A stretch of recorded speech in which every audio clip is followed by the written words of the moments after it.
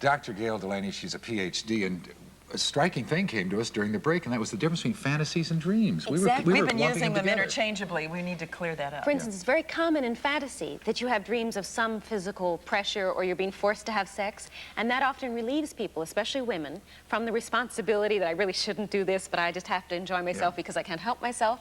That's different in a fantasy. In a dream, well, in the fantasies, you're helping to release yourself so that you can have a better sexual experience. In dreams, you're looking at conflicts around sexuality, usually. And when you're being forced, it's a very different matter. It's why you're terrified about sex now, because maybe earlier you were forced into it. I see. Okay. Let's go to Florida for our first call. You may or may not use your name if you'd feel more comfortable, but maybe we have your question. Good morning. Hi, how are you? Fine. Hi. I've been married about 5 years, and I was just curious what it means. I continually have dreams about having sexual relationships with old boyfriends. I was just wondering, what does that mean? Am I still, feeling passionate for them or missing something with my husband? Okay, let me ask you a question, can I? Are you happy with your husband or not? Can you say? Well, we're having some problems. Okay, think about what's common about the old boyfriends. In the dreams when you're with them, is it nice? Yeah. Okay, what's special? What makes it nice to be with those old boyfriends? It just seems real intimate and passionate and comfortable. And is that what's missing in your relationship with your husband now? The intimacy, the passionate, the comfort?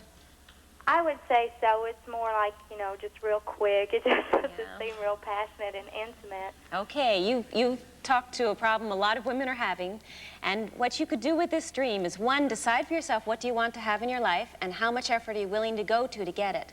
And one would be to talk to your husband about your dreams, not naming the specific boyfriends, but saying, I'm remembering times when I felt somebody loved me, where I felt comfortable, where there's real passion. What can we do to get that back in our lives, and are you willing to work with it and maybe do some therapy with me? Chances are is that he's missing it too. Yeah. At some levels, you're right. Are you saying that she suggests the dream to her husband and name the... Not name the guys, but say, I'm having dreams that remind me of how it was when I felt this way. When I felt good. Because men are very tender about your dreaming about other men. Yeah. Thank you for your call. Let's go But to... it's very useful for the marriage. It helps. Tupelo, Mississippi. Good morning. Your question. Hi. I keep having a dream about having affairs, but I'm very much in love with my husband, and I don't want to have an affair. And it's kind of, I don't know what that means, though. Okay. All right. Tell me this. When you're having the affairs, are there particular guys? Do you know who your lovers are in the dream? Sometimes. What kinds of guys are they? Tall, gorgeous, blonde, tan. All right. All Do you right. have these dreams when you're having a good sexual relationship with your husband, or at periods where things are a little dull between you and your husband? Well, I've never had a bad relationship with my husband, sexually or any way. Okay, all right. So it looks like these dreams are not focusing on a problem in your relationship with your husband, but you're having all this really sexy time with these blonde guys. Is your husband a tall blonde guy, by the way? He's a short, blonde guy. Okay, so... What does that mean? So what it's going to mean, you have to ask yourself, what's the difference, and this sounds silly, but what's the difference between having sex with a tall blonde guy and with your own husband? Does it add special excitement to your life, to your sexual fantasy about your husband? Is your husband, in your mind, not in your eyes, a tall blonde? I mean, maybe he is, and maybe your dreams are just celebrating your sexual life with your husband and enriching it the way a fantasy might. Right, he's like 20 feet tall in my mind. He's the perfect man, the perfect husband. He does everything. Okay, I then... just had a baby, and he takes over, he gets right in, he does everything. So Congratulations. Yeah. He does everything. That's great. A man who will do that for you, keep him. And First order of And business. buy him some Number lips. and a guy, if you have a thought that, well, the only thing about this husband is he's not tall, then you have dreams, you're with the tall blonde. Ask yourself if those dreams aren't really an image of your own husband. Okay, thanks, Gayle, very Well, much. thank you. That was very interesting. All right, don't forget, the book is called Breakthrough Dreaming by Gayle Delaney, Ph.D., and we thank you for your calls. Wonderful information. And start writing your dreams down. You never know what you'll find out. We'll be right back. Enough already. We are so raring to go. And the reason is a lot of people still find the study of sex and dreams as something akin to the study of witch doctors. But there's a lot of truth to our dreams. And we'd like you to say hello to Dr. Gayle Delaney. She's a Ph.D. and an expert on dreams and author of Breakthrough Dreaming. Now, if you'd like Dr. Delaney to analyze one of your sexual Good dreams, luck. give us, no, it's going to be good.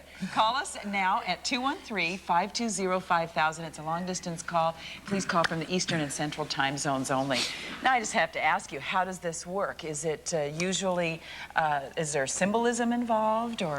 Every night when we dream about whatever we're worried about or thinking about during the day. Sometimes we're concerned about sexual issues and we dream dreams about our sexual lives.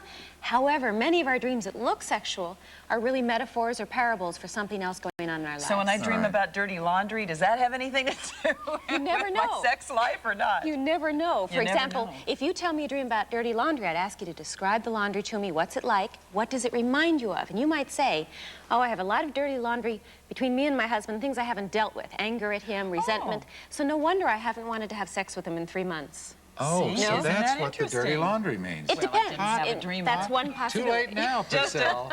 You let it out of the laundry bag is what you did.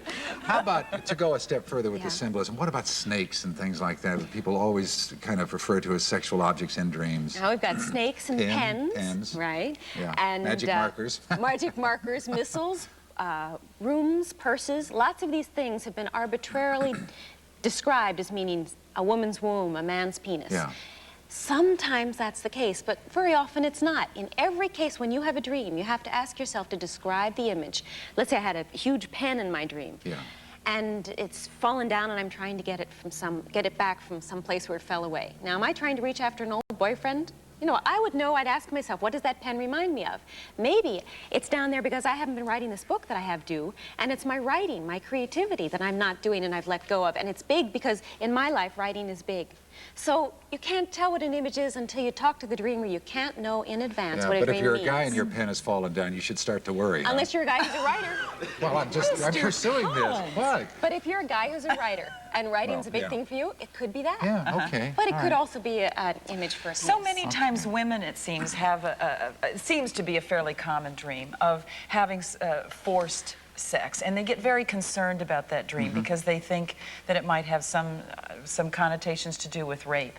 Is that true or not? Is that a fairly common I think it's a good idea to get concerned about a dream, especially when you have more than one of them, where you have sexuality with being forced to do it or some violence in the sexuality. These dreams suggest that whatever you associate with sex, actual sex, or intimacy with another person, is for you very frightening. And then you have to ask yourself, why would I be so frightened? Why would I pair sexuality with violence or with someone threatening my life? And then one possibility, it's not surely the case, but very possible, is that when you were little, you were frightened by somebody around sexual issues. You might have I had see. sexual The abuse. It's a lot idea of my comes up clients here. come in and they've been in therapy for 5 and Right. 10 years, being angry at mother. And they come in and tell me a dream of the sexual abuse, seeing little children sexually abused, and I talk to them, get them involved with the feelings of the dream, and say, does this remind you of anything in your early life? But And sometimes they have their very first memory of sexual abuse at that point. Okay. But it doesn't always have that Exactly. It connotation. does not always mean it. For example, you could have a dream of being raped by someone who reminds you in the dream of your boss. And you could feel that at work you're getting raped. You know, it's another way of putting that. And it could be a light play on words. So it doesn't necessarily mean it. You know when you're the dreamer, because you ask yourself, this dream scares me, this feels awful, it's reminding me of something I've been trying to forget all my life. Then you know what your dream means. All right, let's take a short pause, and when we return, Dr. Delaney's going to take your calls, as well as hopefully we'll have some fantasies from our staff to deal with as well. Whoa. So call us now, 520-5000.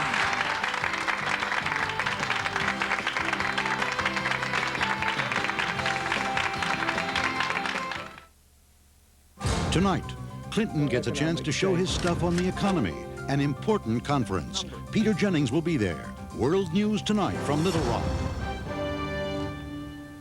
If someone you love suffers from mental illness, we can help. Call Friends and Advocates of the Mentally Ill at 212-684-FAMI. Hello? Hi, Cindy. I knew it was you. I have to tell you the If your teenager ties up your phone, you could get them their own phone line this holiday, or you could find other ways to make your calls.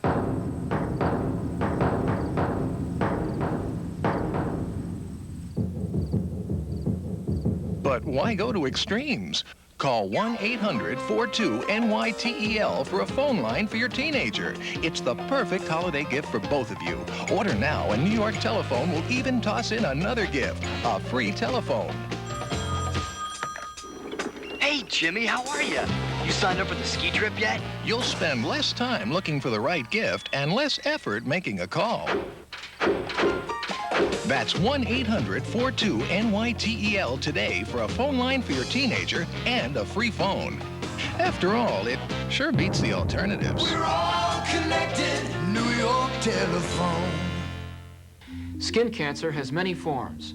A mole that's 1/4 of an inch or bigger, uneven in shape or color, a lump or sore that bleeds easily or doesn't heal, and other unusual markings or growths. Prompt medical treatment can save your skin. For a free booklet with more information, write the Will Rogers Institute, White Plains, New York. John Johnson reports from Somalia today at 5 on Eyewitness News.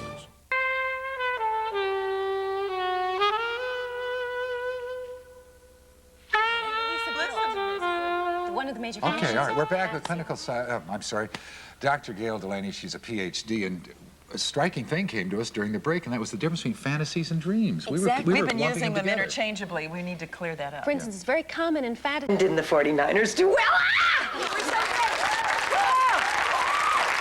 Bizarre dreams lately. Well, it could be the time of year. This morning, we're going to take a look at the way our dreams are affected by the emotional ups and downs of the holiday season. For example, if you're anxious about a family reunion, saddened perhaps because the holiday reminds you of a loved one who's deceased, or just plain worried about overeating or overindulging, all these things will show up in one form or another in your dreams. But dream analyst Dr. Gayle Delaney says we can look to our dreams for solution to these problems and get results. After all, look at the insight Ebenezer Scrooge received through his dreams. So this morning we're going to find out how to interpret our dreams, incubate our dreams, and how to use them to make our lives better. And to help us do that, would you welcome dream analyst Dr. Gayle Delaney.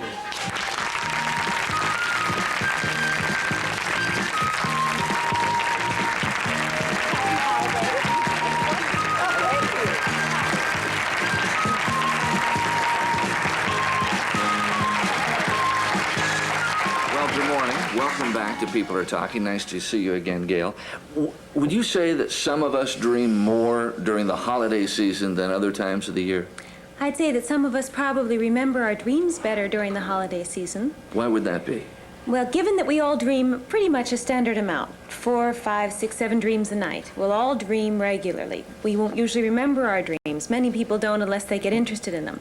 But at holiday time, people are more in touch with their emotions very often. More in touch with being harried and stressed, but also we're going to see family or not see family, and you might be aware of very vivid dreams about your family right around the holiday time. It could happen at any time of the year, but this is certainly a central time when you have to reconnect with people you haven't seen for the rest of the year. Just give us an example of what a dream might be if we were about to get together with have a family reunion, and we were a little stressed out. Maybe one of the members of the family we didn't have a great relationship with. How would this maybe characteristically show up in a dream? A popularly difficult relationship is mother and daughter. And the other day I had a client who had a dream of walking into an environment that felt friendly. You know, it's not necessarily a Christmas table or whatever, but it's a Christmas feeling. And then this big cement tank drove up. And just sort of rode right up. Is this Mom coming? How'd you guess? That was the punchline. Oh, This big sorry. cement tank is just right there, and the dreamer's feeling small and overwhelmed, and this tank just feels like Mother, who's about to roll over her one more time with all of Mother's very intense, very judgmental ways. So when you dream about worrying about maybe tenseness in the family or whatever it may be, it doesn't come out in the form of the people necessarily. It's a symbol. Yes, many you've got to times. see what the feeling is behind every one of your symbols, and then you get an idea of what the dream is about. This dreamer just sort of thought about this tank and said, you know, that feels a lot like my mother. And the point is, she could have said, well, yes, my mother's overwhelming and overpowering, but the dream reminded her how intense a feeling that was, so that knowing it beforehand is helpful. In fact, we asked the audience before we came on for some dreams and thoughts of that nature, and one woman came up with a dream in which her aunt, to whom she's in her waking life very friendly and very close with, her aunt going to get her some water during a time where there are other people, friendly, family around. Instead of coming back with water, came back with a knife to kill her. Okay. Now, I don't want to say who that person is because we don't want to, we don't know, and I don't know her well yet. But let me give you an example from my practice of a woman who had, a difficult but a close relationship with her mother. And in the dream that took place over years, it seemed, some of those dreams that seemed to go on, the mother had many plots to kill the daughter. And each time the daughter would get out of the plot, and she'd just get out of this ambush and forgive her mother because, after all, it's mother. She can't help herself. But then the mother did that one time too many. And the daughter was really angry. The daughter said, "I've had it." Daughter went downstairs to kill her mother.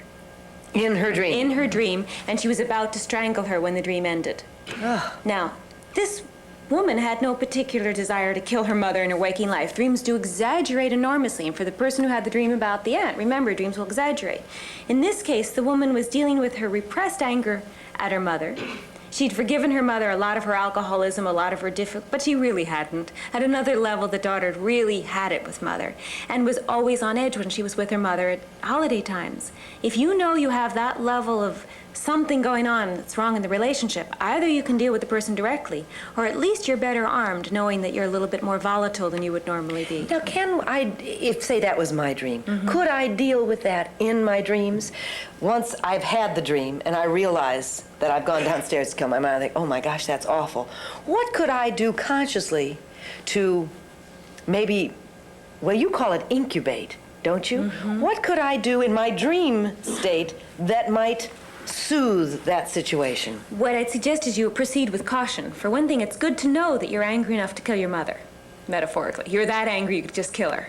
So that's good to know. You don't necessarily want to wipe out that unpleasantness. But now that you recognize that, you've dealt with that, what you could do is say, all right, I want a dream that will help me make peace with my mother, or find a way that's a little bit more satisfactory than strangling her. So you can program. You can actually do that, and your dreams will start to work on that relationship. And if you hang in there with it, you will find ways to deal with the mother. In another situation further on down the line, another one of my friends had a dream, was a client more than a friend, of forgiving the mother who was the alcoholic. Christmas time, you have to deal with alcoholic parents. It's very stressful. And in this dream, that might happen to the first dreamer later on when she does some more work, she just saw the mother as old, decrepit, not capable of doing any better, and saying, why should I spend my life blaming her for this? And it's a certain level of letting go. It doesn't necessarily change the alcoholic. Usually it won't. Why don't we take a commercial break when we come back? Can you give us some tips or specifics on how to program that dream, I guess, before we go to bed at night? Yeah, all right, we'll be back in just a moment with more.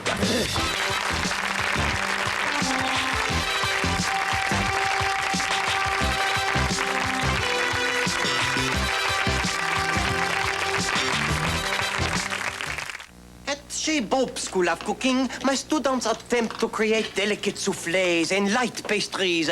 But what I always succeed in making is a big mess. So we rely on brownie. Brownie! As you can see, it's the biggest paper towel you can buy. And brownie's tough, too. So even the worst spills can be cleaned up tout de suite. Magnifique brownie! You... Brawny, the big tough towel. If you like beef, you'll love Alpha Beta's 48-hour beef roast sale. This Monday and Tuesday, beef roasts are on sale at incredible prices, like boneless bottom round roast, just $1.59 a pound. Boneless rump roast, $1.59 a pound. Feast on the savings and fill your freezer. But Alpha Beta's beef roast sale lasts Monday and Tuesday only, so get cooking at Alpha Beta's beef roast sale. Tell a friend. The ghosts of Christmas past, present, and future will haunt you in A Christmas Carol, now playing at ACT on Geary Street.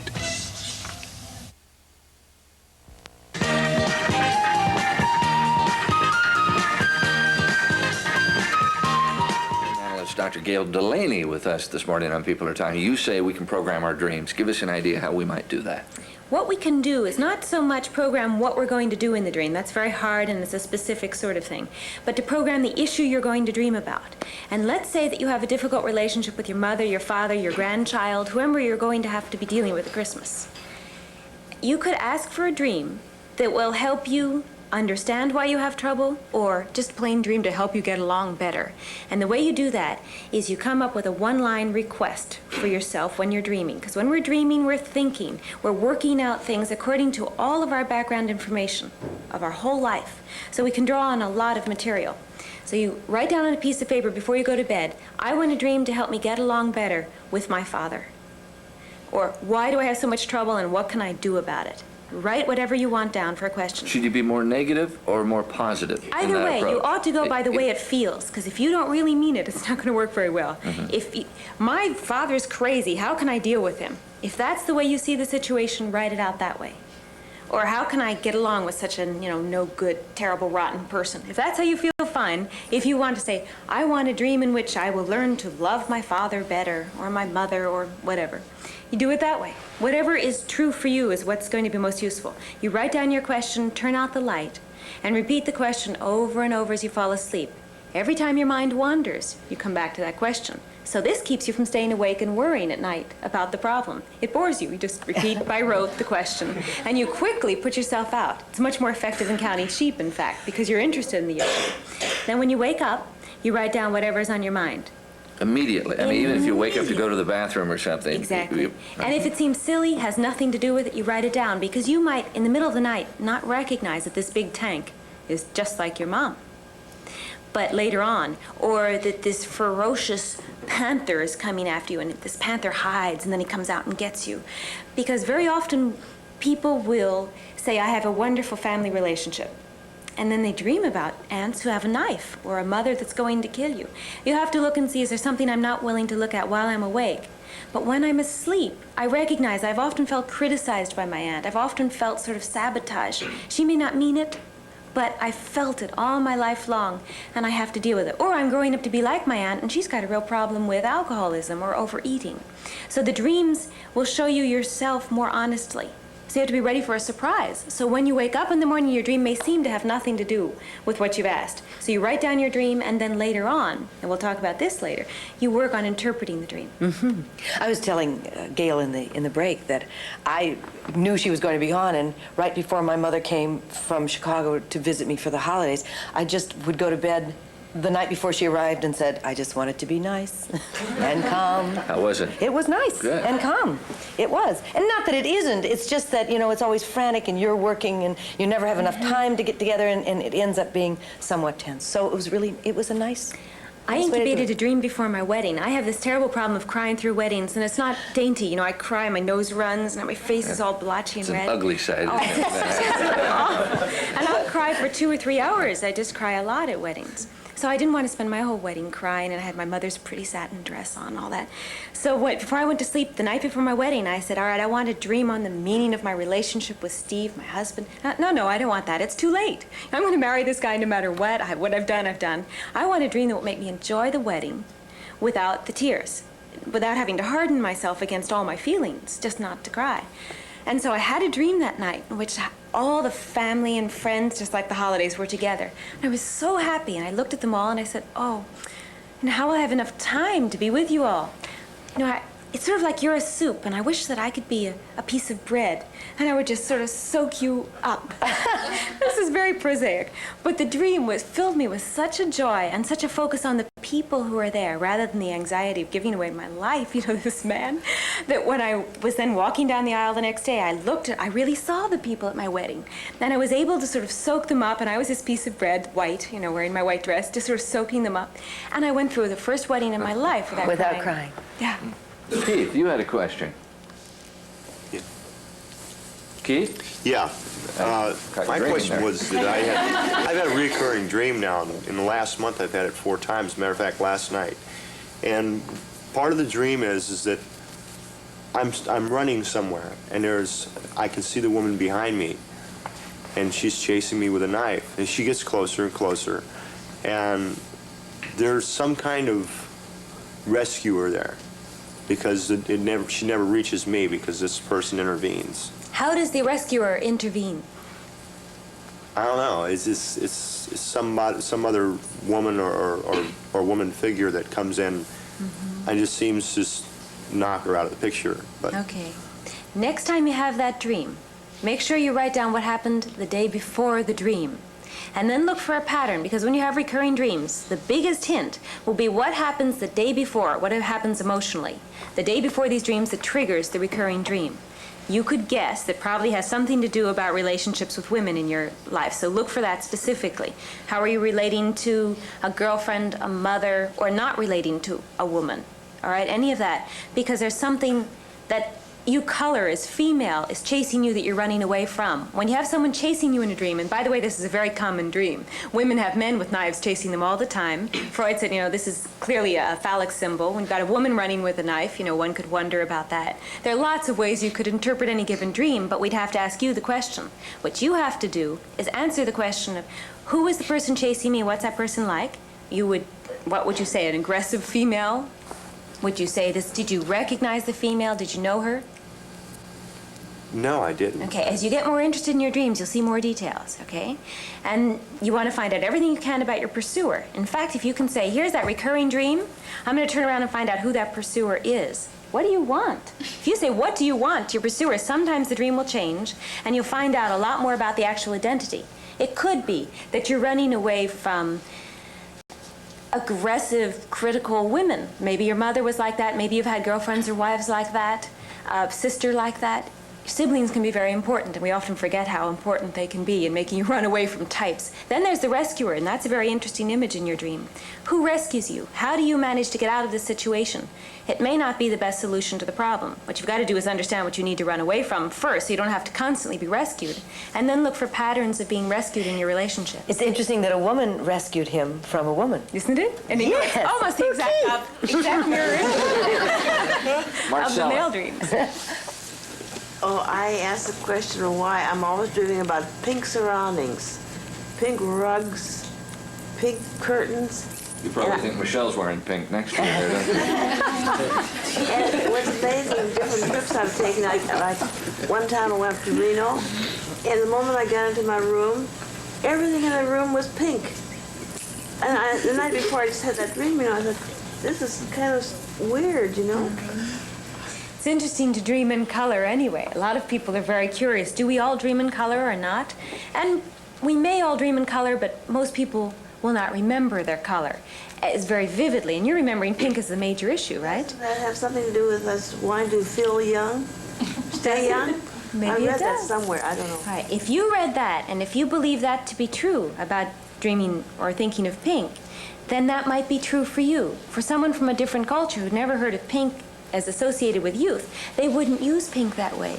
See, you paint your own dreams. You are thinking, you're sort of looking over your life in an honest way when you're dreaming.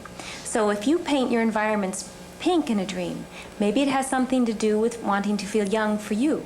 As a little girl, I remember Mother always dressed me in pink, too, and my sister next to me was dressed in blue. Do you like pink? Yes, I do. And how do you feel when you're around pink? I like it. Uh-huh. So that would set a tone in whatever your dream is, whatever the dream action is that follows. It sets the tone. It's a soothing color, too. Pink is. It is cheerful. For you, it's soothing, but maybe for Marcella, it's youth. And cheerful for you. See how we'd all use it differently? I was never allowed to wear pink when I was little. So You pink weren't? for me is sort of naughty. You weren't allowed to wear pink? Yeah, it's a Let's funny talk thing in our about this, family. Gayle. Why weren't you allowed to wear pink? Well, my father didn't like pink, and my mother thought we should then, therefore, wear red and blues and interesting different colors. Did your My father want a didn't boy? like pink.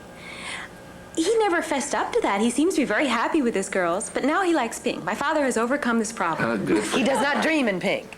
I've never found that out. We'll be back in a moment. Stay tuned.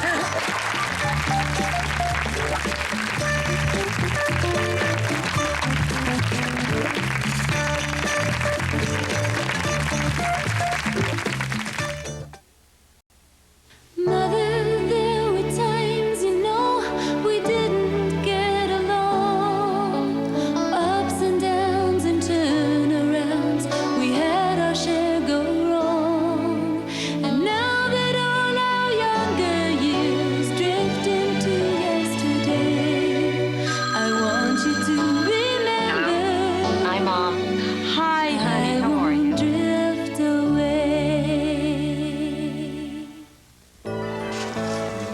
enjoy buying gifts I know people will really use, especially when they're on sale.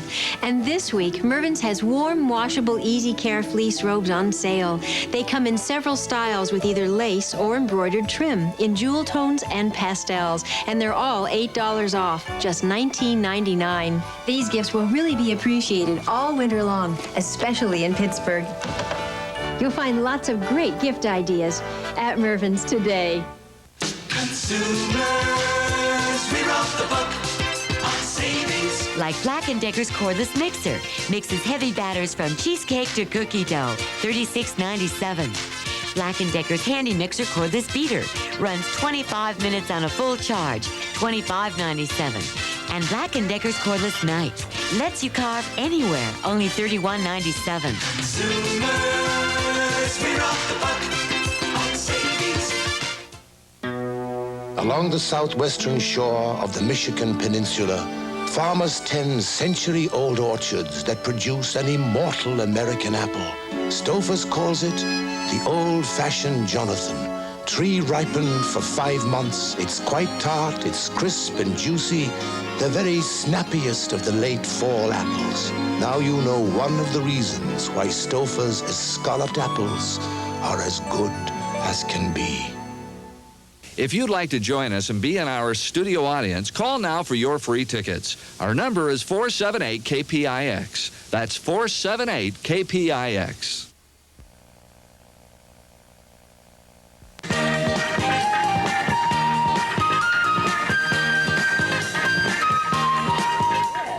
Dr. Gayle Delaney with us this morning on People Are Talking. She's a dream analyst, and we're talking about the dreams we might have, especially around the holiday season. You know, death is something that is real sad around the holiday season. Well, it's sad, but I mean, because holidays seem to bring back all the wonderful memories you had from childhood and things, and if a loved one has passed on, it seems even more poignant at the holiday season. It's an especially strong anniversary time. This is the first Christmas or the second Christmas without my husband or without my child. And your dreams, any time of the year, but particularly around the holiday when it comes to mind more, your dreams will help you through the mourning process. They are extremely helpful, and I wish that more general docs would suggest it to people, because many people will tell me the dreams of, I was with my husband Joe again, and we were together, and it was wonderful. And then I woke up, and I was so sad because I realized that he's dead. If I just suggest to somebody, was it better than nothing to have been with Joe in your dream? Half full, half empty glass. People will say, oh yes, oh it was wonderful. If you don't use the dream to hit yourself on the head, but use the dream as a gift in the night of a sense of being together again, that's marvelous. In the early stages of having lost somebody, people will often dream of, let's say, a friend of yours calls you up to have a Christmas party dinner. You say, oh yes, wait, I'll have to go ask Joe and see if he's free. And then in the dream, you'll start to realize Joe isn't there anymore, that he's died. Your dreams will help you to realize the fact of the death and thereby come to terms with it. But the dreams will also then bring in these joyous dreams of being reunited with the people you love. And you have that sense of not being so alone and not being so wretchedly abandoned. If your mourning goes on for too long, if 5 years later you still can't stop crying at every family gathering, and it really takes a lot of pleasure away, you'll often find in those people dreams where the deceased person comes back and is angry at the survivor and say, what are you doing? You're not taking care of living. It might be in this form of, you're not mowing the grass, you're not taking care of the clothes, why didn't you go to the cleaners? Silly little things like that. But the deceased person will scold the living one for not living. And that can be very much of a release, because many people feel they shouldn't live and shouldn't be happy after they lose their And there's some guilt. And possibly. Yeah. Deborah, you had a question. Yes, I have a dream about a close friend that recently passed, and I dream about her. It's never the same dream, but I'm always aware that she's dead in the dream, and I wondered. Can you tell us what sort of roles she plays in your dreams? Does she help you out? Does she cause you troubles? The first time it was like, it was a very pleasant. It was like she's all right and she looked good. And the second time was more, I didn't understand it. It was more like she came in and she, maybe a scolding kind of presence. Well, the first thing you mentioned is, I meant to mention that. The sense that, oh, the deceased person's okay. She's all right. She's fine. In fact, she's telling me not to worry, not to cry. That is a very common dream soon after the death. Then, if the scolding present, see if that is so. After a while, you might find that your deceased friend has taken on a role of a part of you. Many of the images in our dream represent parts of our personality in caricature. And you might say, could you describe this friend who died, what she was like? Very volatile, very tender, but on the defense, you know. So you might take any one of those characteristics in a dream, those characteristics that are within yourself, and represent them with her. She might represent the very volatile part of you. If in the dream she's being defensive or defensive self, she might be representing the part of you that is defensive like her. If in the dream she's being tender and warm, she's reminding you of that part of you that's tender. So you see how that works into the whole drama of the dream. If the tender one is helping you out, maybe you need more of that in your life right now. There are always babies involved. When she's in the dream? When she's in the dream. Does that bring up feelings of tenderness? Or are the babies a problem? No, it's very curious to me. I don't know. Okay, next time you have the dream, look and say, how do I feel with these babies around? How do I feel with my friend and the babies? That's how you get to know what every one of your dream images means. You have to say, how do I feel about that dream image? What does that person remind me of? What are her major characteristics? If I were to describe her to someone who'd never known her before, what would I first say? Well, I'd say she's tender, defensive, and what else did you say? Volatile. And I'd say, well, what's she doing in the dream? I say, well, she's helping me out. I'm just making up a dream. She's helping me out, and we're taking care of the babies. Is she being her tender self? So if that's the case, I should look, is it the part of me that's tender, that needs to relate more to the defenseless, little baby part, or the part of me that wants babies? There is no fixed answer to the dreams. That's what you have to remember. You have to describe each image, each person, each thing in the dream, and then see, what does that remind me of? And how is that a poem or a parable about my life right now? And that's where you'll find the meaning of your dreams. Okay, we've got to go away again for a commercial break. Be right back.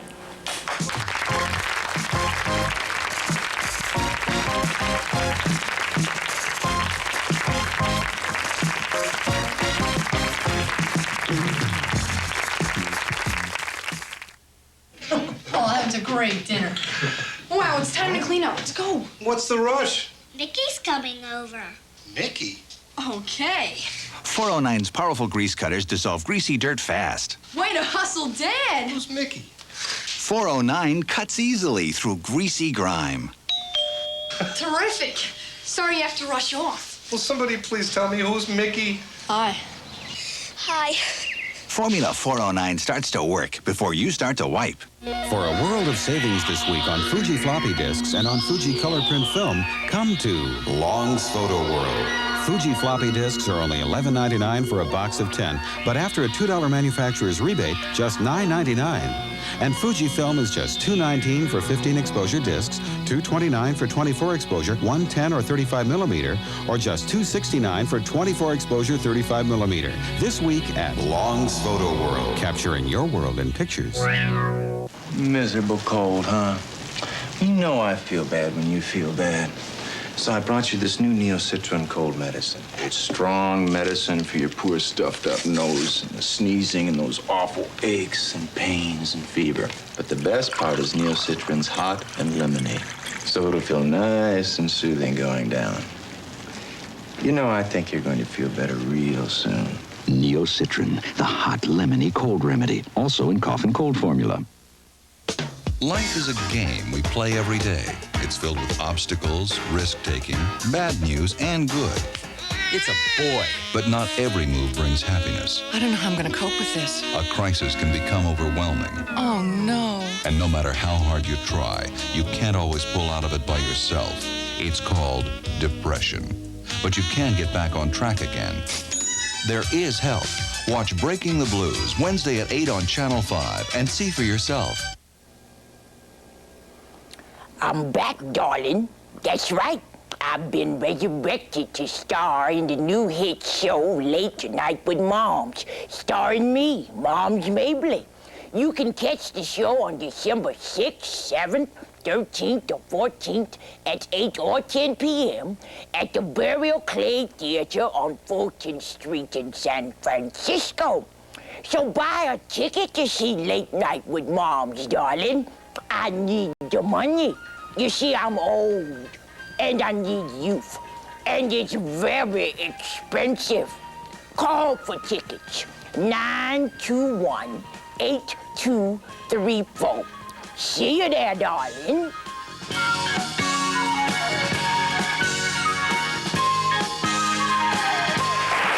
Analyzing our dreams with the dream analyst, Dr. Gayle Delaney. And Judy, you had a comment.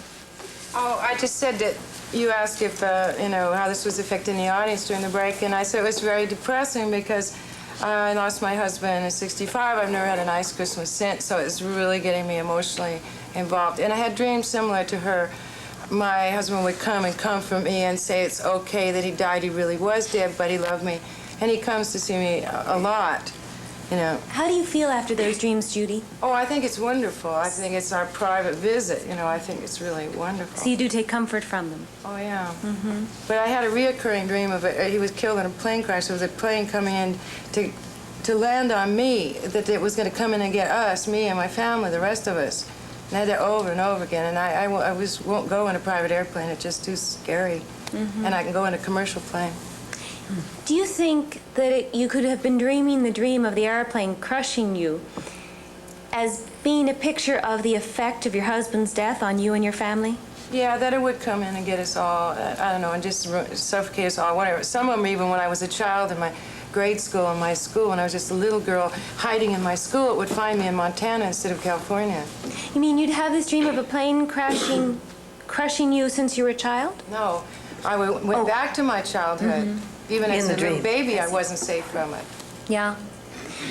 Did you, during the time after your husband died, the word for it's regress. Did you become very depressed right after your husband died? Was there a time where you became like a little girl? I don't think particularly. No, okay. Well, that would be one possible way of looking at the dream, that no matter how you are, even if you're the little girl, that little girl is touched by this disaster in your life.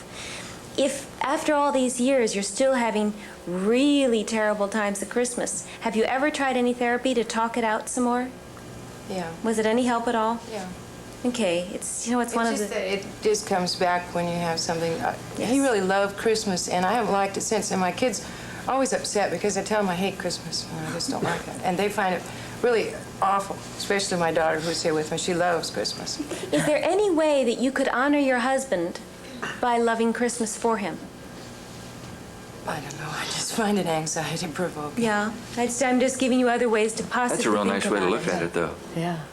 Mm-hmm. It's hard. I'm glad at least you have those dreams. What you might want to do, and you may not want to do this, but if you find in your heart some desire for it, you could incubate a dream and say, how could I enjoy Christmas more so that my children can enjoy it more? How would my husband feel? I mean, is there anything I can do to get over the hump of the sadness? And sometimes the dreams will help you out and give you a different perspective, a different attitude, because in your dream, you have a broader perspective, just as you have it such that you're able to visit with your husband. I've heard before, maybe this would apply in a situation like this, that we remember only the dreams that we really can do something about. Is there any truth to that? I'd like to think that that's true, but I don't think it's true. I believe everything you read. No, this is very true. But I've had a number of clients whom I'll see for a year at a time. Some of them will come to me having kept dream journals for 10 years. So if I get involved with a client around a particular long-term issue, I might ask to see some of the old dream journals. And I'll look at the dreams over time. And sometimes I'll see 10 years of recurring dreams or similar themes that don't change and that are clearly working with issues the dreamer is still struggling with. But the dreamer has been unable to use the dream. She didn't know how to decode her own dreams and make a concrete use of them. So it seems to me we get a lot of dreams that don't do us much good at all because we're unable, one, to understand them, and two, to put them into practice in our lives. Richard, you had a question. Yeah, can people dream about things that are going to happen in the future, like premonitions? Have you ever done that? Well, sometimes, I'd be doing something and then you know, I thought I'd probably be doing it, or I thought I was doing it already, or this happened before, something like that. Yeah, the deja vu experience. Yeah. You know, here, I must have dreamt this before. I don't know. I don't know if that happens, what the deja vu is about. Nobody's given it a really good explanation. It may be that you dreamt something similar, and this is sort of like that situation. It could be that you dreamt the situation before it occurred, and then you recognize that sort of while you're awake. But no one's been able to prove that yet. Now, there are many very respectable people who say, I dreamt thus and so in detail before it happened. We just haven't gotten those people in the sleep lab the night before they have the dream. We'll be right back.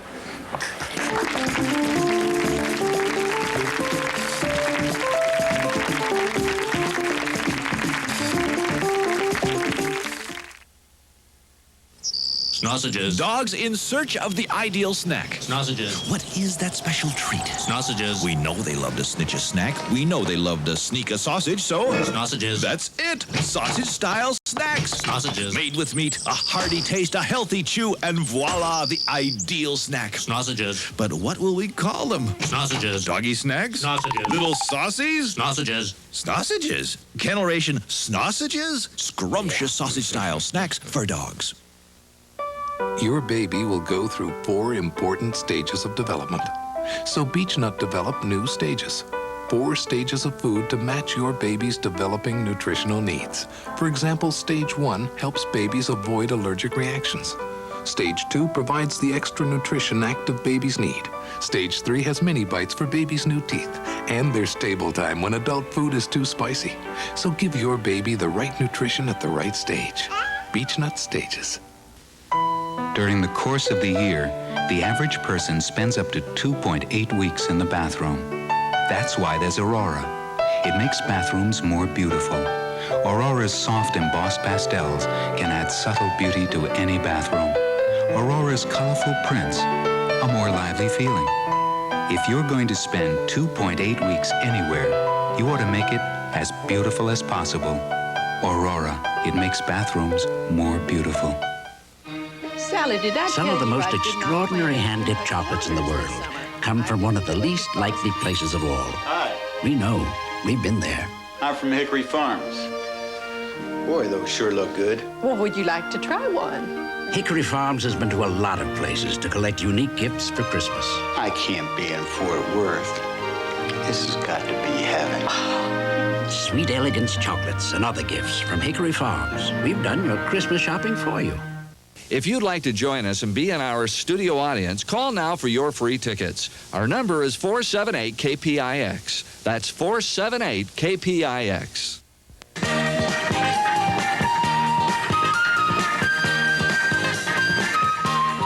How you dream around the holidays, that's what we're talking about this morning with Dr. Gayle Delaney.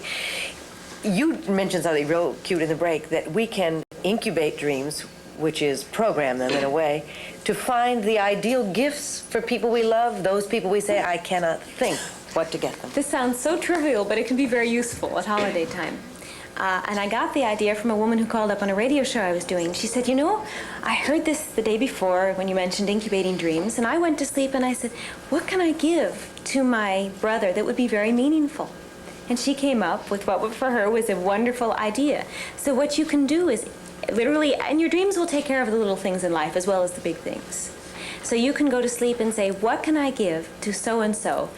But your dreams, don't forget, won't say you should get him a yellow teddy bear. The dream will talk about your relationship and sometimes give you an idea of warmth, of humor, of what has this person given you all of your life? What can you give back? Your dreams will deal with them in the funniest and most surprising ways. But you can go to sleep saying, what can I give my mother that would be special for her So this again, year? you write it like a one sentence down and then repeat it as you go to repeat it, sleep. and really want to know. If you're not that interested in it, you might not dream about it. But if you really want to know, you write it down, repeat it over and over. When you wake up, again, don't make any judgments as to whether you were successful or not. Write down the dream. And then after breakfast, come back and say, does this give me any ideas? And is there anyone in this dream that reminds me of the person I asked about? And that usually works out very well. And what you have to remember with dreams in general is that we have lots of dreams, and unless we do something with them, we're throwing away a major resource of interest in our lives. In our dreams, since we're more able to see ourselves more honestly and our relationships more honestly, we have more information to make better decisions on.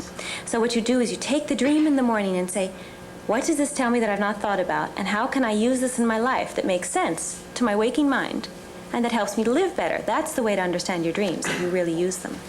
Noel, you had a question. Over here. Yes, you talking about programming your dreams a lot and all. Well, I've tried that several times, and it seems that I've never been able to do that. It always turns up the opposite of the way I wanted it. Have you been trying to say, I want to have a dream about a person? Just wondering. What sort of thing have you done? Have you asked for, what have you done? I just lie there and I go, I'd like to wonder how it would be if I dreamed that I was going out with this person. Okay, and then I dreamed that I was eating alone at home. All right, that might be the answer. That might be the answer You to and I it. must dream about the same thing. But I want to say this about that. It's very difficult to say, I want to dream about how it would be to go out with this friend. Better, a question would be better, why am I attracted to this person? Or what are the dynamics of our relationship? You don't usually say a dream, I want to dance with Fred Astaire tonight. That's very hard to get a dream like that. But if you ask, why do I want to dance with Fred Astaire so badly? Then you'll get an interesting dream. Well, you can learn more about living your dreams by contacting Gayle Delaney. Here's her phone number, area code 415-668-7444. Thank you for being with us. Happy holidays to you. When we come back, we've got why do I talk so funny? Incubate grammar. Incubate. We've got Ildiko Scott from Livingston with some great fashion, holiday fashion.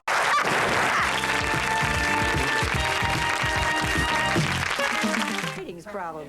Well, she goes on to say that our dreams can tell us an awful lot about ourselves. But first, we have to know how to tap into them and then how to interpret what they mean.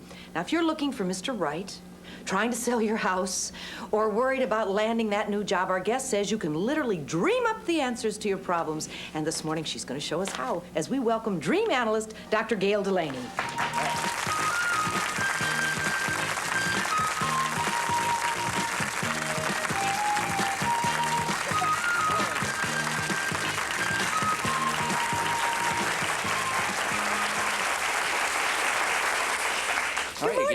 Oh, I'm just fine. It's always good to be with you, too. Thank you. As Ann said, I mean, it's hard to believe that if I have a problem, I can think about it before I go to sleep at night and dream and very possibly come up with the solution to my problem. Now, how hard is that to believe? Have you never gone to sleep with a problem on your mind and awakened in the morning with a new idea? With the same problem. Ah, with a new idea. How about that?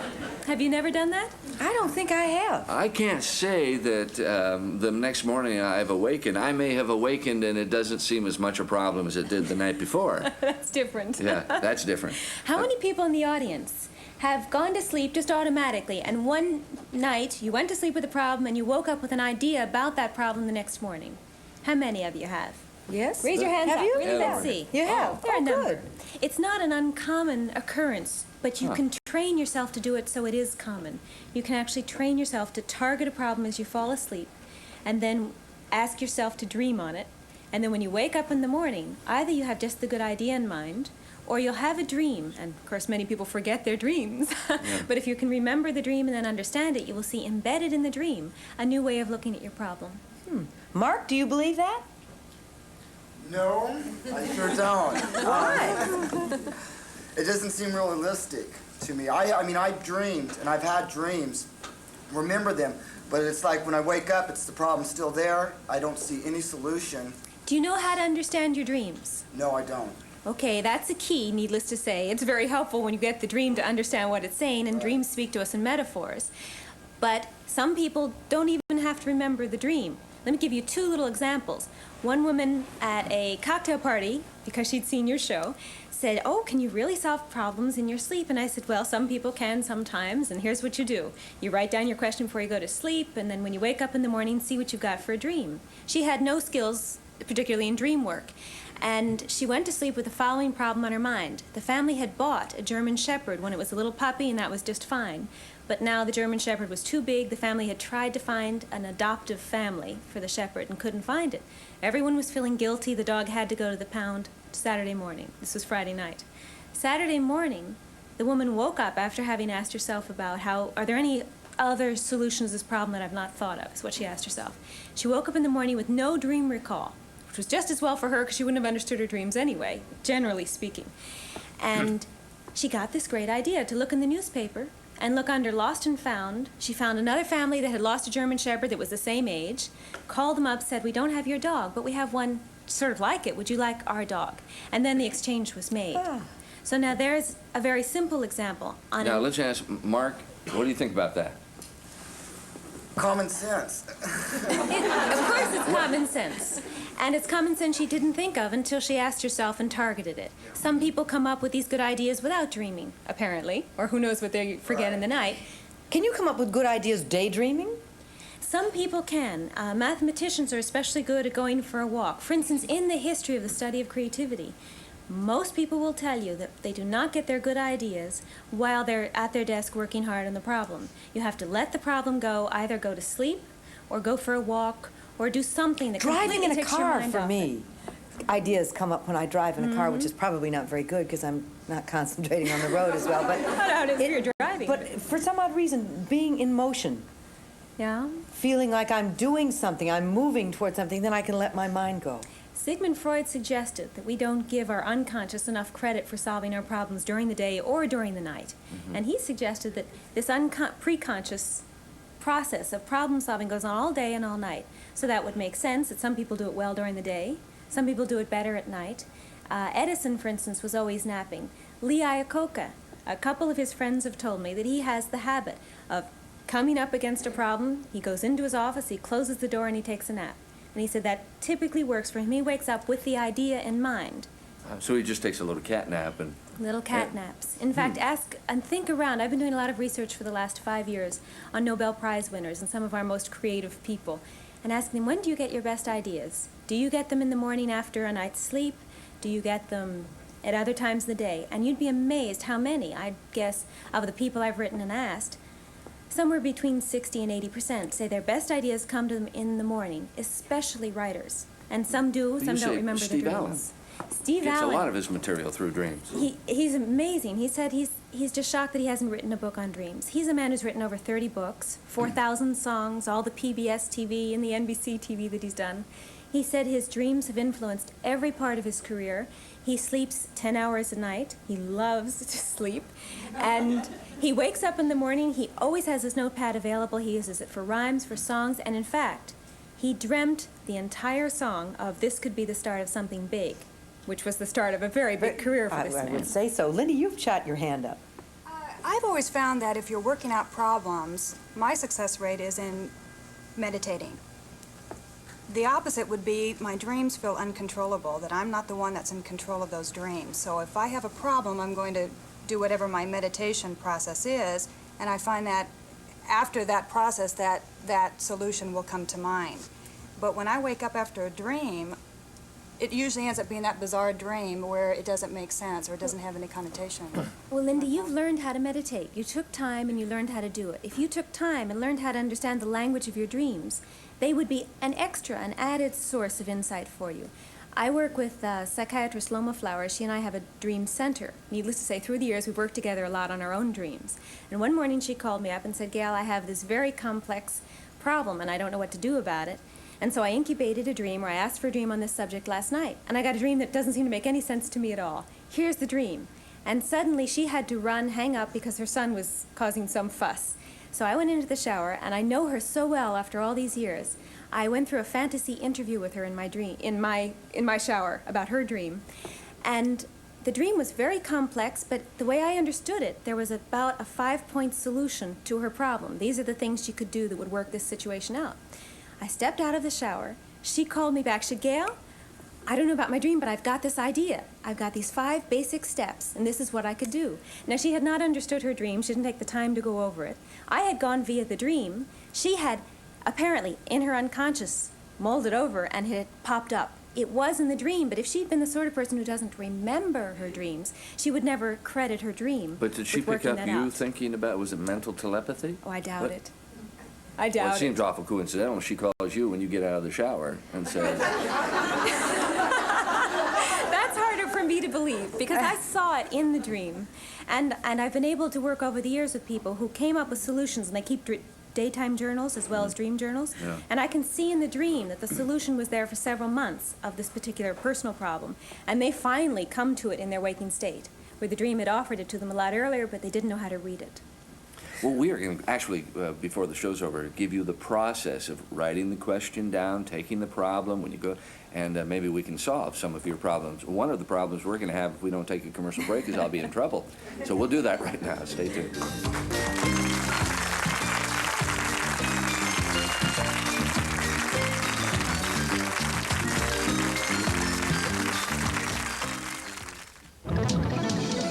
He's the son of Jack Lemmon. She's the daughter of Julie Andrews and Blake Edwards. I think he's going to be a big star. Wednesday at 4 on the afternoon show, Chris Lemmon and Jennifer Edwards talk about the pressures and privileges of having superstars for parents. Plus, pet psychologist Warren Eckstein with a look at status pets. Find out what's hot and what's not in the animal kingdom. The afternoon show, Wednesday at 4 on Channel 5. I remember back when we were both learning to drive an automobile.